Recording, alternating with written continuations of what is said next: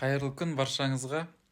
Қазақтан шыққан әлемдік деңгейдегі спортшы, таэквондодан 6-шы дан дәрежесін алған тұңғыш қазақ Мұстафа Өзтүріктің 1992 жылы Тарбағатай ауданына келгенін білесіздер ме?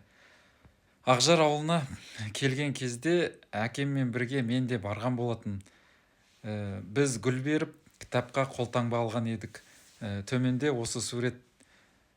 Ақжар ауылында ол кезде аэропорт жұмыс істеп тұрған кезі Мұстафа Өзтүрік негізгі мамандығы журналист, 6 тілді жетік меңгерген спортшы ғана емес, қоғамдық істермен де айналысты. Қазақ халқы ұлтым деген ұланын ұмытпайтынына сенеміз.